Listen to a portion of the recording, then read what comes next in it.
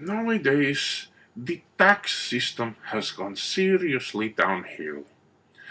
Taxes really should have been allowed to die with the Roman Empire, but yet we believe in taxation as if it were mandated by the Ten Commandments. I find it surprising that no one has yet figured out how to tax our souls in the afterlife. There is a book called Why We Must Abolish the IRS and the Income Tax by a man named Mr. Nelson Hultberg. Mr. Hultberg offers a solution to the problem of taxes, which I think is quite ingenious. He says we should scrap the income tax, excise taxes, property taxes, state sales taxes, etc., and replace all of them with a single national sales tax in the form of a federal retail goods tax, or to you who are students of economics, a consumption tax. This can be done by ratifying a new constitutional amendment to repeal the 16th Amendment and by making tax rates subject to referendum by the vote of the people.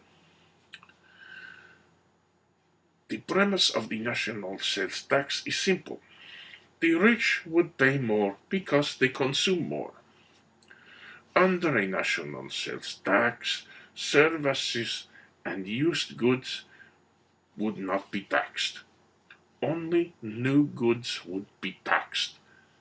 The national sales tax is not a value-added tax, and it is not a flat tax.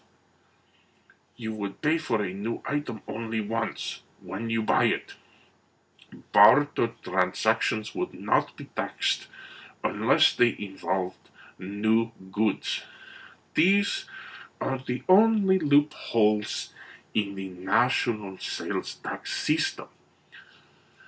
We would be allowed to earn, save, invest, and even hoard as much money as we want. But we would not pay tax until we buy something new with it.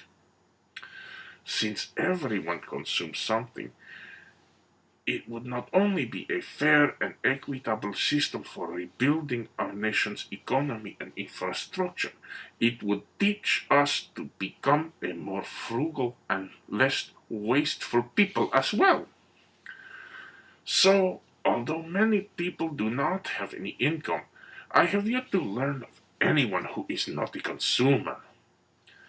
A referendum by popular vote would help ensure that the national sales tax rate is capped at no higher than 10%.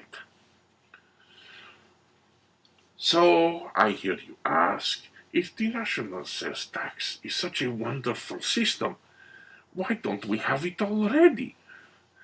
The answer, I'm afraid, lies with simple human desires. The national sales tax is fair, and fairness is to the greedy what garlic is to vampires. I have learned that there is even a silent but growing movement within our government to exclude any lawmakers who favor a national sales tax from any positions in which they will be able to ratify a national sales tax policy. This exclusion needs to be lifted.